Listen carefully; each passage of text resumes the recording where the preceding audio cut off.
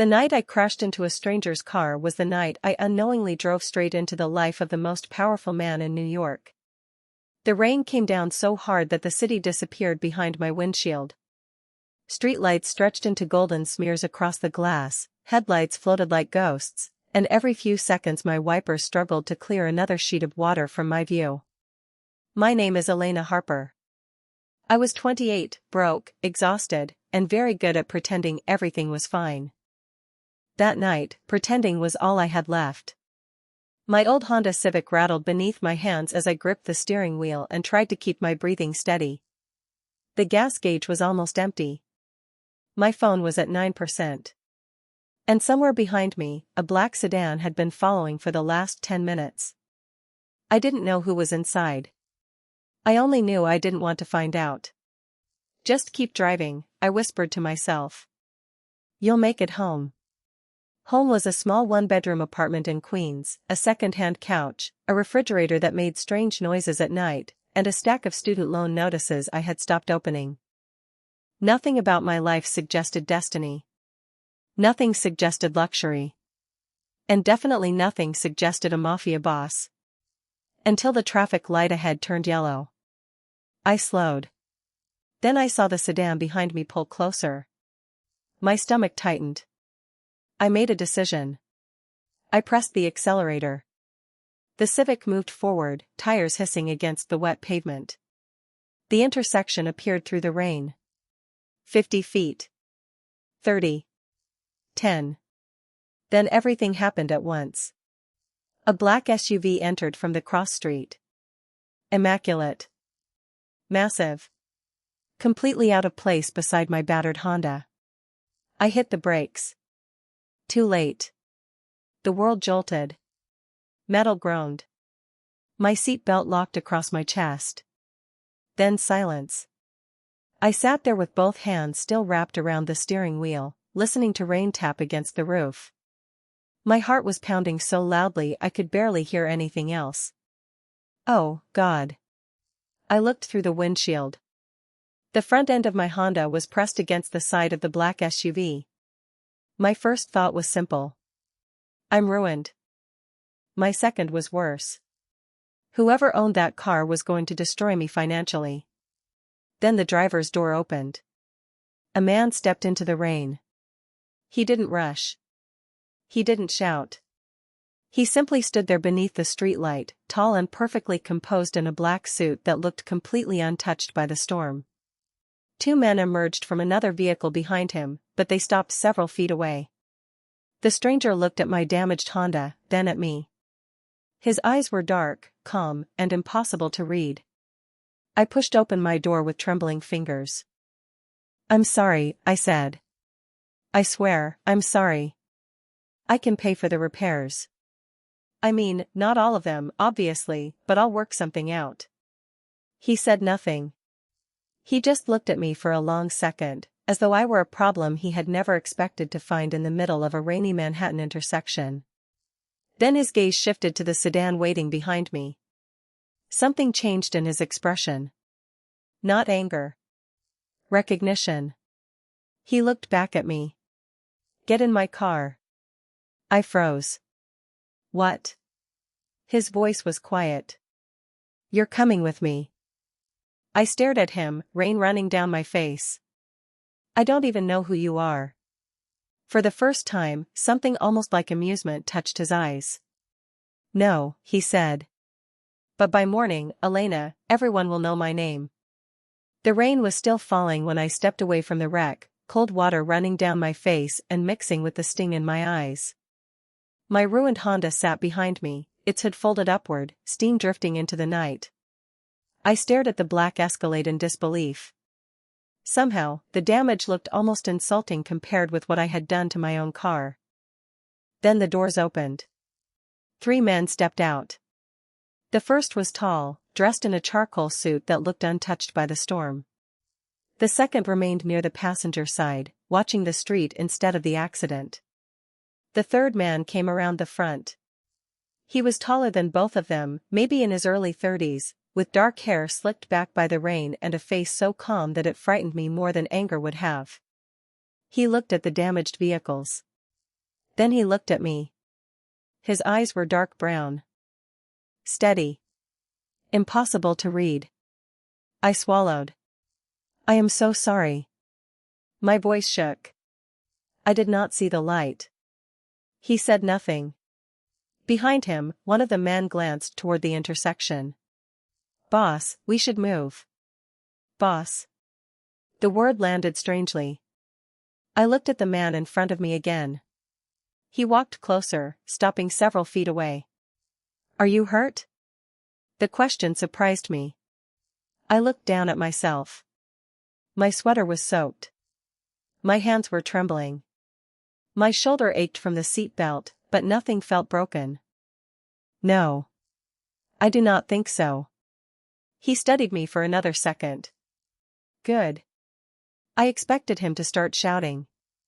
I expected demands for insurance information, a phone call to the police, maybe even an attorney. Instead, he reached inside his jacket and pulled out a clean white handkerchief. He held it toward me. Your forehead. I touched my skin and felt a small smear of blood from where I had caught myself against the steering wheel. I stared at the handkerchief before taking it. Thank you. What is your name? Elena Harper. His expression changed so slightly that I almost missed it. Elena. He said my name like he was testing how it sounded. Then he glanced toward my wrecked car. Where were you going? I hesitated. The truth felt humiliating. Home. And who were you running from? My breath stopped. He had noticed. Of course he had. His eyes moved past me toward the road where Derek's BMW had disappeared moments earlier. Nobody, I whispered. The man beside him looked toward the empty street. Someone was following her.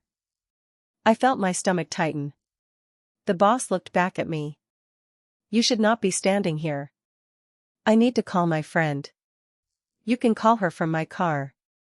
I stared at him. Your car? He nodded once. Your car will not be taking you anywhere tonight. I cannot afford a hotel. Something almost like amusement touched his expression. I did not offer you a hotel. The rain grew heavier. I should have walked away. Every instinct told me not to trust a stranger in an expensive black SUV, especially one surrounded by men who called him boss. But when I looked down the empty street, I remembered Derek's headlights. I remembered the messages. I remembered how alone I had felt for the last 3 days. The stranger opened the rear door. Get inside, Elena. I tightened my fingers around the handkerchief. Why? He held my gaze. Because after tonight, your old life is no longer as simple as you think. The rain had finally softened to a whisper against the tall windows, but I could still hear it inside my head. I stood near the entrance of the unfamiliar mansion, holding my borrowed coat tightly around my shoulders while the marble floor reflected every warm light above me. Nothing about this place felt real. The polished walls. The silent men in dark suits. The expensive paintings that seemed to watch me as I passed. And him. I could still hear his voice from only minutes earlier. Calm. Certain. Like the entire world had already agreed with him. I had expected anger. I had expected threats. What I had not expected was restraint. He had noticed the way my hands were trembling and told everyone to leave the room. Then he had placed a glass of water on the table and stepped away. No touching. No shouting. Just silence. Somehow, that frightened me more. I took a slow breath and looked toward the hallway where he had disappeared. Who was this man? And why had he chosen me? A soft click came from behind me. I turned. He was standing there again, his black suit perfectly arranged, his expression unreadable. He carried a small envelope in one hand. You should sit, he said. I am fine. My voice sounded weaker than I wanted. His eyes narrowed slightly. You have said that 3 times tonight. I looked away. Because I am fine. For the first time, something almost like amusement touched his face. Almost. He placed the envelope on the table between us. Your name is Emma Carter. 27 years old. You work at the rehabilitation clinic on West 47th Street. You rent a small apartment in Queens. You have $12,000 in student debt. You have been working 2 jobs because you refused to ask anyone for help. My stomach tightened. You investigated me. I needed to know who I brought into my home. You brought me here without asking. His expression changed. The amusement disappeared. You are right. 2 simple words. No excuse. No argument. I stared at him. Powerful men were not supposed to admit they were wrong. At least, not men like him. Then let me go, I whispered. He looked toward the rain-streaked window. For several seconds, he said nothing. Then he turned back to me. I cannot. My heart sank. Why? He opened the envelope and slid a photograph across the table. I looked down. It showed a black sedan parked outside my apartment building. Taken 3 nights earlier. My breath caught. Another photograph followed. Then another. Someone had been watching me. Those men are not mine, he said quietly. They have been following you for 6 days. I looked up at him.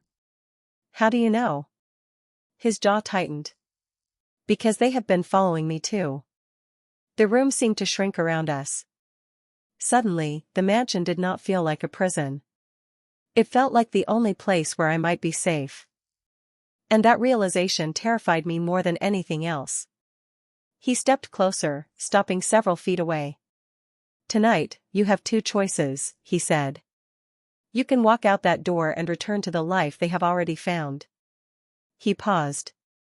Or you can stay here until I understand why they want you. I stared at the photograph again. Then I heard him say the one thing I was not ready to hear. Because, Emma, I do not think you were the one they were looking for. The clock on the wall had just passed midnight when I heard 3 soft knocks against the door. I froze with the photograph still in my hand. For a moment, I could hear nothing except the rain tapping against the glass and the quiet hum of the heating system beneath the floor. Then another knock. Emma? His voice came from the hallway. Are you awake? Yes. The door opened slowly. He stepped inside but stopped near the threshold, giving me the same distance he had given me before. Somehow, that small gesture made me trust him a little more. Just a little. I need to show you something, he said. I placed the photographs on the table and followed him into the library. The room was enormous, lined with dark wooden shelves and old books that reached almost to the ceiling. A fire burned quietly in the stone fireplace, filling the room with a warm amber glow. He walked to a desk and opened a folder. These were taken outside your apartment. He placed several photographs in front of me. The first showed the black sedan. The second showed a man standing near the entrance of my building.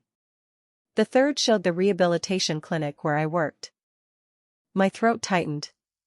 Why would anyone watch me? That is what I am trying to understand. He turned another photograph toward me.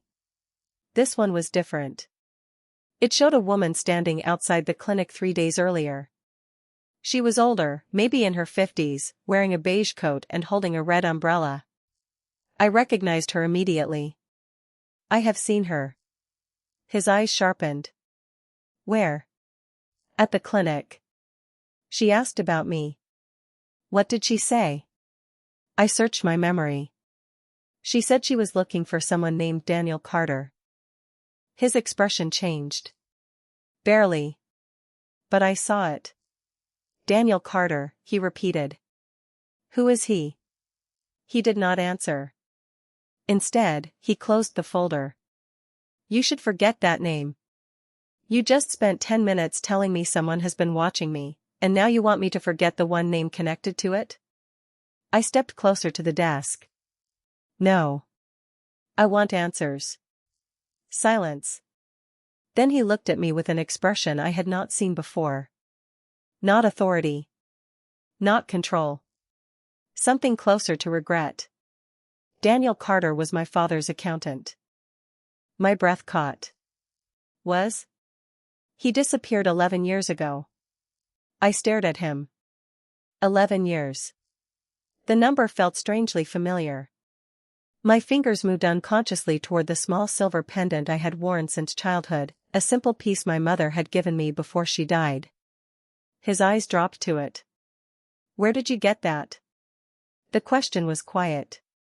Too quiet. My mother gave it to me. He took one step closer, then stopped himself. What was her name? Laura. The color left his face. For several seconds, neither of us moved. Rain whispered against the windows. The fire cracked softly behind us. Then he reached into the folder and pulled out an old photograph. He placed it on the desk without saying a word. I looked down. A younger man stood beside a woman I knew instantly. My mother. But she was not alone. Beside her stood a little boy with dark hair and unmistakably familiar eyes. I looked up at him. Who is that? His voice dropped to almost a whisper. That was me. The photograph felt heavier than it should have in my hands. I stared at the little boy standing beside my mother, trying to understand how a face from 15 years ago could suddenly belong to the man standing across from me. Alejandro. The man who had watched my apartment. The man who had brought me here. The man who somehow knew things about my life that I had never told him. You knew my mother, I whispered. He nodded once. I did. How? He looked at the photograph instead of me. Her name was Laura Carter. She worked for my family for several years. My fingers tightened around the edge of the picture. My mother never told me that. She probably wanted to protect you. From what? He was silent. That silence answered more than words could have. I looked back at the photograph. I was suddenly 10 years old again, sitting on the carpet of our old apartment in Brooklyn, watching my mother pack boxes while rain tapped against the windows. I remembered her hands shaking. I remembered her telling me to keep my necklace safe. I remembered one sentence I had never understood. Never show this to anyone. There was a night, I said slowly. Before we left Brooklyn. Alejandro's eyes lifted to mine. What do you remember? My throat tightened. Not much. My mother told me to stay in my room. Then I heard people arguing downstairs. A man shouted. Someone dropped a glass. I closed my eyes. The memory came back in pieces. A hallway. A yellow lamp. My mother's frightened face. And another child. A little girl with pale blue eyes. There was a girl, I whispered. She was with you? His expression changed instantly. What girl? I do not know her name. She was younger than me. Maybe 7 or 8. She had blue eyes. Alejandro stepped closer, but his voice remained controlled. Emma, think carefully. What did she look like? Dark hair. A little white sweater. She had a small silver bracelet. His breathing changed. Just once. Almost imperceptibly. Bianca, he whispered. The name seemed to echo through the library. That was my sister. I looked at him. What happened to her? He turned away, placing one hand against the edge of the desk. For the first time since I had met him, he looked less like a man who controlled everything and more like someone carrying a memory he had never been able to put down. Bianca disappeared that night, he said. Everyone believed she was gone. Gone where? No one ever found out. My heart began to race. But my mother knew something. Yes. He looked at the necklace around my neck. And I think she left you that necklace because she wanted you to remember. I touched the pendant. The metal felt warm against my skin. Remember what? Before he could answer, a phone rang from the hallway. One of his men appeared at the library door, his expression tense. Sir, we found something in the records. Alejandro turned. What? The man hesitated. The woman who asked about Emma at the clinic used the name Daniel Carter. My stomach dropped. My father's name? The man nodded. And she left a message. He handed Alejandro a folded piece of paper. Alejandro opened it. His eyes moved across the page. Then he looked at me. Whatever he had read had changed everything. What does it say? I asked. He folded the paper slowly. It says your mother did not disappear from our lives by accident. The room went silent after his last words. I could hear the fire breathing behind me, each small crack sounding impossibly loud. I looked at Alejandro, then at the photograph on the desk, then back at the necklace resting against my chest. What promise? I asked. He did not answer immediately. Instead, he walked to the fireplace and stared into the flames as though the past were written there. My sister was alive when your mother found her that night, he said. But only for a few minutes. My breath caught. She was hurt? She was frightened. Confused. She kept asking for me. His voice became quieter. Your mother stayed with her. She held her hand and told her that everything would be all right. I closed my eyes. Suddenly, the memory returned with terrifying clarity.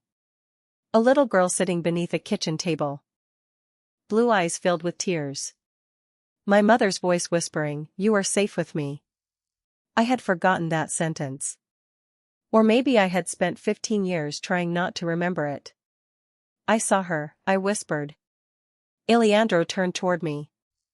You remember? I nodded slowly.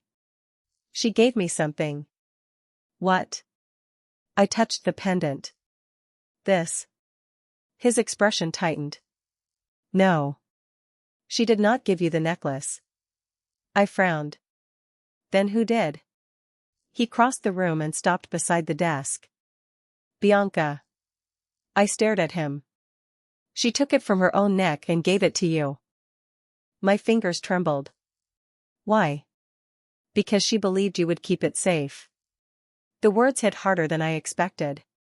15 years of unanswered questions suddenly had a face. A little girl. A rainy night. My mother. And a promise I had never understood. Why did my family leave Brooklyn? I asked. Alejandro looked down. Because your mother knew what had happened. What happened? He hesitated. She discovered that someone inside my family had betrayed us. The fire snapped. I watched his face carefully. And you think that person was Daniel Carter? No, his answer came instantly. Daniel was trying to expose the truth. My stomach tightened. Then why did everyone think he disappeared? Because someone wanted him gone. He opened another drawer and removed a second file. This one was thinner. Older. The edges were worn and yellowed. Your mother left this with a lawyer in Boston before she died. I stared at the folder. You had this all along? No. I found it 3 days ago. He pushed it toward me. The lawyer contacted me after seeing your name in the clinic records. My heart raced as I opened the first page. There was my mother's handwriting. I knew it immediately. Small letters. Careful spacing. The same handwriting that had filled birthday cards and grocery lists throughout my childhood. I read the first sentence and forgot how to breathe. If Emma ever wears the necklace again, it means she remembers. I looked up at Alejandro. She knew I would forget. She knew you were a child. He lowered his voice. And she knew someone might come looking for you. A cold feeling moved through me. Who? Before he could answer, the lights in the library flickered. Once. Twice. Then the entire mansion went dark. I heard footsteps somewhere beyond the door. Alejandro immediately moved between me and the hallway. Stay here, he said. Then his phone lit up in his hand. He looked at the screen. His face changed. They found you. The darkness lasted only a few seconds, but it felt endless. I stood completely still, listening to the unfamiliar house breathe around us. Somewhere in the hallway, a door closed softly. Then another. Alejandro's phone cast a pale blue light across his face. "What do you mean, they found me?" I whispered. He looked at me, and for the first time I saw something close to fear in his eyes. Not fear for himself. Fear for me. "The woman at your clinic was not asking questions," he said. "She was confirming your identity." My heart sank. "How?" "The necklace." My hand went immediately to the pendant. She knew what it meant. A faint emergency light came on near the staircase, painting the hallway in soft red. I could see two of Alejandro's men moving quietly through the house, checking doors and windows. No shouting. No panic. Just controlled movement. That calm frightened me more than chaos would have. "I want to leave," I said. Alejandro looked at me. "Not tonight. You cannot keep deciding that for me." "I know." His answer stopped me. He stepped closer, but maintained his distance. "That is why I am giving you a choice." He pointed toward the hallway. "There is a secure guest room upstairs. You can lock the door from the inside. No one will enter without your permission." I stared at him. "And you?" "I will stay downstairs." Something inside me shifted. Until tonight, I had believed power always meant control. But this man was beginning to show me another version of it. The ability to protect without demanding trust in return. "What happens if I leave?" I asked. His expression became serious. "I will have someone drive you to any address you choose. I will not stop you. Even if you think I am in danger? Especially then." I looked toward the front doors.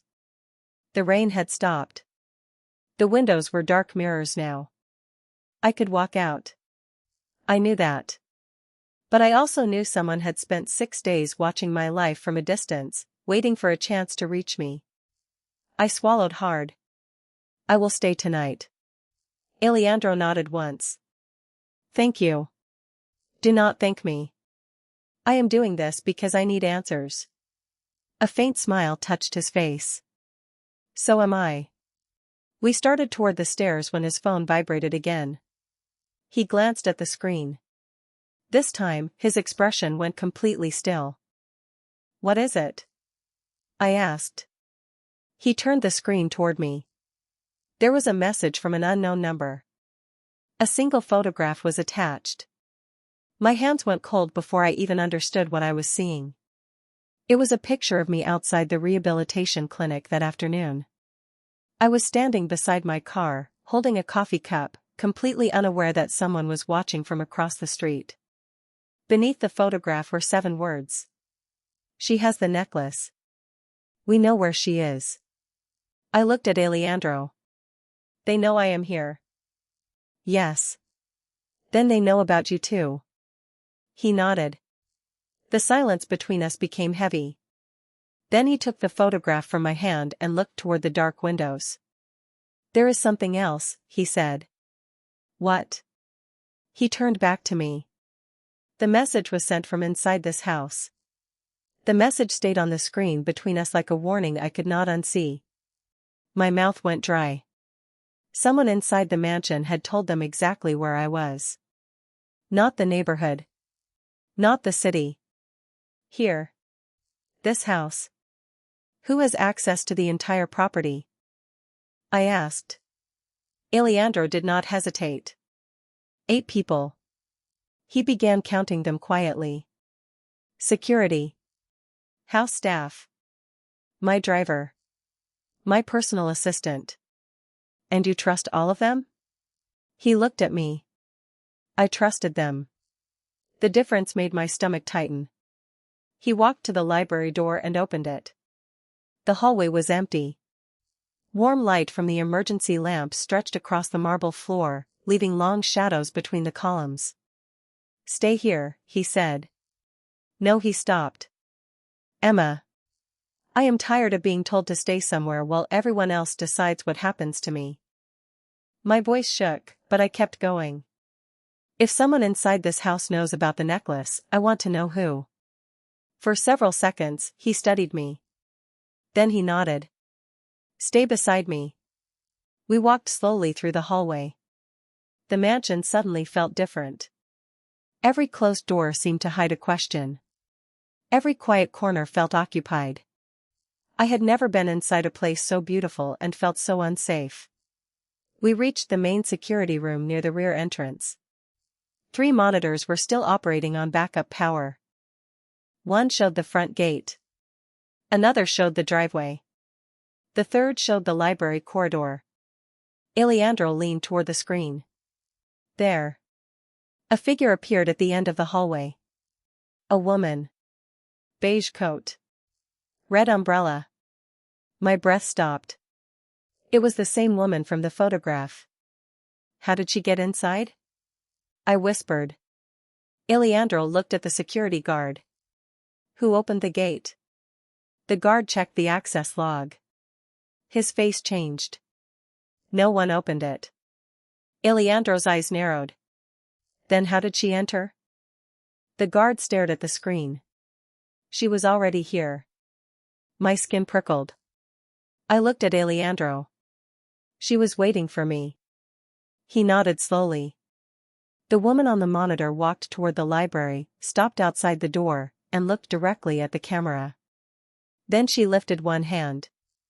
She was holding something small. A silver key. That key, I whispered. Alejandro turned toward me. You recognize it? No, but that was not completely true. I had seen one like it before. In my mother's jewelry box. Years ago. A tiny silver key attached to a blue ribbon. My mother had always told me it opened nothing important. Suddenly, I was not so sure. Alejandro noticed my expression. Emma? I reached for the necklace around my neck. The pendant had a tiny seam I had never noticed before. My fingers traced it carefully. Something clicked. The pendant opened. Inside was a miniature photograph. My mother. Bianca. And a third person standing behind them. A man. I stared at the face. I knew him. Not from memory. From photographs. From the framed portrait in the hallway downstairs. That is your father, I whispered. Alejandro went completely still. I looked at the tiny photograph again. My mother had been holding Bianca's hand. My father stood behind them, smiling. But someone had written 4 words across the back in faded ink. Trust no one inside. I turned toward Alejandro. Before either of us could speak, the security monitors went black. Every screen. At the exact same moment. Then a soft voice came from the doorway behind us. You finally opened it. The voice behind us was calm. Too calm. I turned slowly and saw a man standing in the doorway of the security room. He was wearing a dark gray suit, one hand resting casually against the doorframe. I had seen him before. Not clearly, but enough. He had been downstairs earlier, standing near the staircase while Alejandro and I were in the library. Who are you? I asked. He looked at me instead of answering. Then his eyes moved to the open pendant in my hand.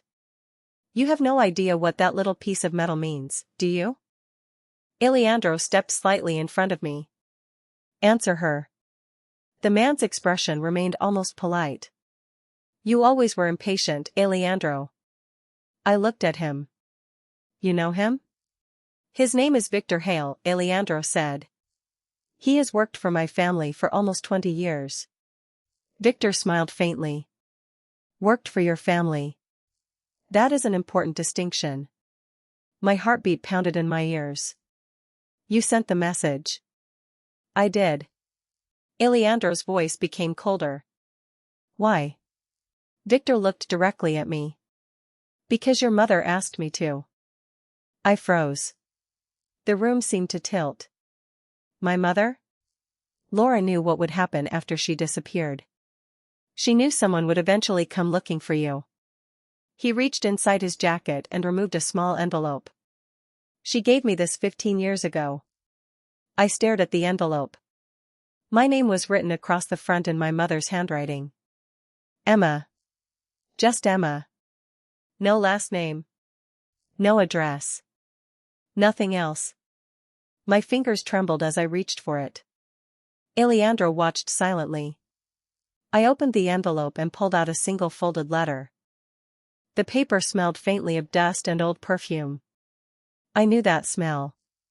My mother's perfume. I read the first line and my eyes blurred. My sweet Emma, if you are reading this, then the necklace has opened, and the truth can finally find you. I pressed one hand against my mouth. The next sentence was worse. Your father did not abandon us. He was trying to protect you. I looked at Alejandro. He looked just as stunned as I felt. Victor continued quietly. Your mother believed Daniel was alive when she wrote that letter. Alive? I whispered. You told me he disappeared. He did. Victor glanced toward Alejandro. But disappearance and death are not the same thing. Alejandro stepped closer to the desk. Why did you hide this from me? Victor's eyes hardened. Because your father ordered me to. Silence. I looked from one man to the other. Your father knew? Alejandro nodded slowly. My father knew your family was in danger. Victor placed another photograph on the desk. It showed my parents standing outside a small house in Boston. I had never seen the picture before. They looked younger. Happier. And standing beside them was Bianca. Alive. Older than the last photograph I had seen. My breath caught. When was this taken? 3 months after you moved to Boston, Victor said. That is impossible. My voice barely came out. Bianca disappeared before that. Victor shook his head. That is what everyone was supposed to believe. Alejandro stared at the photograph as though the world had stopped making sense. Where is she now? Victor looked at me. That is the question your mother wanted you to answer. He turned toward the dark hallway. Because Bianca is not the only person who survived that night. The room seemed to hold its breath after Victor's words. I stared at him, unable to decide which question hurt more. Who survived that night? Or why had my mother trusted a man who had kept the truth from me for 15 years? Tell me everything, I said. Victor looked at Alejandro first. Alejandro gave a slow nod. No more secrets. Victor pulled out a chair and sat down. I remained standing. I did not want comfort. I wanted answers. Your mother discovered that Daniel was investigating someone inside the family, Victor began. He believed money was being moved through several companies without your father's knowledge. Who was doing it? I asked. Victor hesitated. Your father's younger brother. Alejandro's expression hardened. Uncle Mateo? Victor nodded. Mateo believed your father would eventually expose him. Laura found documents that confirmed it. I looked at the photograph again. My mother had known. My father had known. Even Alejandro's family had known. Somehow, I had been the only person left outside the story. Why did my mother take me away? I asked. Because she realized you were no longer safe. Victor reached into the folder and removed a yellowed newspaper clipping. The date was October 14, 2011. I remembered that date. It was the week my mother told me we were moving. The article described a financial investigation involving several companies connected to the Marino family. But there was something else. A photograph beneath the headline showed Daniel Carter. Alive. Standing beside a courthouse. My fingers trembled. This was taken after we left. Yes. Then why did everyone tell me he disappeared? Victor looked at me with quiet regret. Because he chose to disappear. Aleandro finally spoke. To protect Emma. I looked at him. You knew him? I met him twice. He paused. The last time, he told me something I never understood. What? Aleandro's eyes moved to the necklace. He said, if she ever comes back, protect her before she remembers why. My chest tightened. Why would I come back? Neither man answered. Then Victor opened the final section of the folder. Inside was a handwritten map of Manhattan. Several locations were circled in blue ink. My clinic. My apartment. Aleandro's mansion. And one final place near the East River. What is that? I asked. The last address connected to Daniel, Victor said. He has been using it for years. My breath caught. He is alive? Victor nodded. We believe he is. Aleandro looked at the clock. It was almost 1 a.m. Then we find him. I turned toward him. No. I find him. His eyes met mine. Emma. This is my father. My mother left me this mystery. I have spent 15 years believing he abandoned us. If he is alive, I deserve to hear the truth from him. Aleandro studied me for a long moment. Then he reached for his coat. Then I am coming with you. You do not have to. I know. He opened the door. I am choosing to. For the first time that night, I believed him. We stepped into the hallway together. The mansion was quiet again, but the silence no longer felt empty. It felt like the pause before something changed forever. As we reached the front entrance, Victor's phone rang. He answered, listened, and slowly looked toward me. What? I asked. His face had gone pale. The address by the river is empty. Aleandro stopped. Since when? Victor swallowed. Since 11 years ago. Then he looked at the necklace around my neck. But someone left a message there tonight. The message on the wall was written in my mother's handwriting. I knew it before I even finished reading the first word. Emma, if you found this place, then you are finally ready to know why I left. My fingers went cold. The old warehouse near the East River was almost completely empty, except for a wooden table, a single chair, and a yellow light hanging from the ceiling. Aleandro stood beside me, silent, while Victor waited near the entrance. There is more, Victor said. He pointed toward the wall. Beneath my mother's message was another line. Do not trust the man who brings you here. I turned slowly toward Aleandro.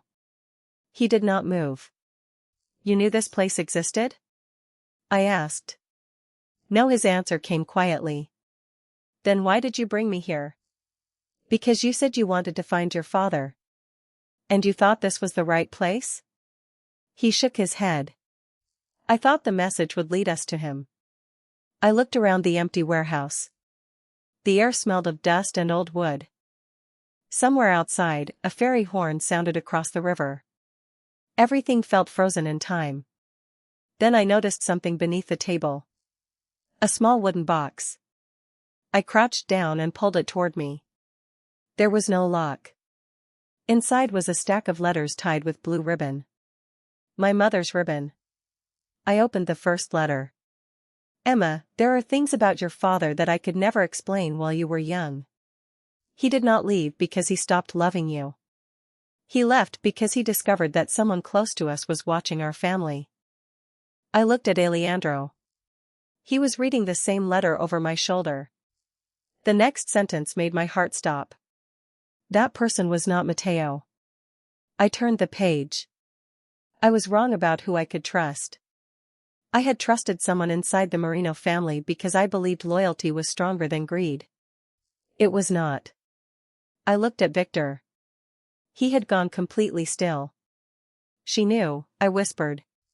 She knew someone inside the family was helping them. Victor lowered his eyes. Your mother suspected many people. Including you? He did not answer. Alejandro stepped between us. Victor. Victor finally looked up. Laura never accused me. That is not what I asked. Silence filled the warehouse. Then Victor reached into his coat and placed a small photograph on the table. It showed my mother standing outside a train station.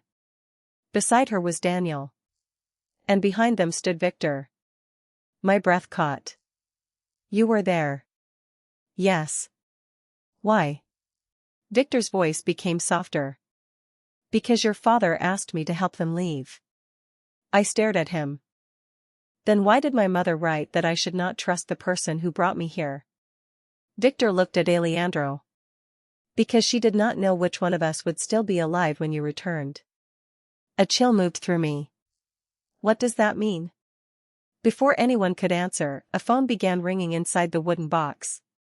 None of us had placed a phone there. I looked at Alejandro. He looked at Victor. The ringing continued. I reached inside and pulled out an old cell phone. The screen showed one word. Dad. My hands began to shake. 15 years after I had stopped waiting for his call, my father's name was glowing in my palm. I pressed answer. For several seconds, there was only silence. Then a man's voice whispered, Emma, do not trust Alejandro. For 3 seconds, I could not breathe. My father's voice was still in my ear, quiet and familiar in a way that made my chest ache. Do not trust Alejandro. I looked at him standing only a few feet away, his face unreadable beneath the warehouse light. Dad? I whispered into the phone. Where are you? A long silence followed. Then his voice returned. I cannot tell you that. My eyes filled with tears. You have been alive all this time. Yes. Why did you leave me? My voice cracked. Why did you let me believe you were gone? He exhaled slowly. Because believing I was gone kept you alive. Alejandro stepped closer. I raised one hand, asking him to stop. Why should I believe you now? I asked my father. Because I know what your mother wrote. My fingers tightened around the phone. She told me not to trust the man who brought me here. She was afraid, he said. Afraid of everyone. I glanced at Victor. He stood completely still, his face heavy with regret. Then tell me who I can trust. My father's silence lasted so long that I thought the call had ended. Finally, he said, your mother trusted Alejandro's father. She believed he would protect you. I looked at Alejandro. But you told me your father knew my family was in danger. He did, my father said. And he tried to help. I swallowed hard. Then why did you tell me not to trust Alejandro? The answer came softly. Because Alejandro does not know the whole truth. Alejandro's expression changed. What truth? He asked. My father heard him. He is there with you? Yes. Another pause. Then listen carefully. Your mother did not leave the necklace to help you remember the past. She left it because it contains something someone has been searching for since the night she disappeared. I looked down at the pendant in my hand. The photograph? No, my heart stopped. Then what? Open the back. I turned the pendant over. There was a tiny seam I had never noticed. I pressed it gently with my fingernail. A small compartment opened. Inside was a folded strip of paper so thin I almost missed it. I pulled it free. 4 numbers were written across it. 4179. What are these? I asked. My father answered, a safe combination. Where is the safe? He did not respond. Dad? The call suddenly became filled with static. His voice faded in and out. Emma, listen to me. The person you need to find is not Bianca. I stared at the phone. Then who? His voice became barely audible. Your mother. The call ended. I stood frozen. My mother had died years ago. I knew that. I had attended the funeral. I had watched the coffin disappear beneath the ground. I had spent years learning how to live with that loss. Emma. Alejandro's voice was gentle. I looked at him through tears. My father says my mother is alive. He did not laugh. He did not tell me I was confused. He simply looked at the pendant. Then he said something that made my blood run cold. I think he may be right. I stared at him. How? He reached into his coat and pulled out the final photograph Victor had given him. It showed my mother outside a train station. The date printed on the back was from only 2 years ago. The photograph shook between my fingers as I stared at the date again. 2 years ago. Not 15 years ago. Not even 5. 2 years. My mother had been alive when I was 25 years old, living in Queens, working at the clinic, believing I had already buried the last piece of her. Where was this taken? I asked. Alejandro looked at the back of the photograph. Boston. My heart began pounding. You knew? No, he looked genuinely stunned. I have never seen this photograph. Victor stepped closer. Neither have I. I looked at him. Then who took it? No one answered. The warehouse seemed colder now. I folded the photograph carefully and placed it beside the letters. My mother had been alive 2 years ago. She had known about the necklace. She had known my father was alive. She had known someone was still watching me. And somehow, she had never contacted me. Maybe she was trying to protect you, Alejandro said. I looked at him sharply. Everyone keeps saying that. Protect me from what? He lowered his eyes. The truth. I am tired of being protected from the truth. My voice echoed through the empty warehouse. I want to know where she is. Victor pulled out his phone. There is one place we have not checked. Where? The old Carter property in Boston. I froze. That house was sold after my mother's death. The public records say that, Victor replied. But the property was transferred into another name 3 years ago. Whose? He looked at the screen. Then at me. Laura Carter. My breath caught. My mother had owned a property under her own name after everyone believed she was gone. Alejandro took a slow breath. We leave now. I looked toward the warehouse doors. Boston is about 4 hours from here by car. Then we have 4 hours to figure out who is waiting for us. I picked up the letters and slipped them into my bag. The necklace felt heavier against my chest. For 15 years, I had thought it represented the last thing my mother had given me. Now I understood. It was not a goodbye. It was a key. We left the warehouse just before 2 in the morning. The rain had stopped completely, leaving the streets shining beneath the city lights. I sat in the back seat beside the window while Alejandro sat across from me. Neither of us spoke for several minutes. Then he said quietly, "You should know something before we reach Boston." I looked at him. What? If your mother is alive, she may not be the person you remember. I felt my stomach tighten. What does that mean? He looked out at the passing lights. People change when they spend years hiding. I thought about the woman in my childhood memories. Her soft voice. Her careful hands. The way she used to check my bedroom door twice before going to sleep. I wanted to believe she was still that woman. But the evidence told me otherwise. My phone suddenly vibrated. Unknown number. I answered without speaking. A woman's voice came through. Soft. Familiar. Older than I remembered. Emma? My entire body went still. Mom? A quiet breath came through the speaker. Then she whispered, "You were never supposed to find me."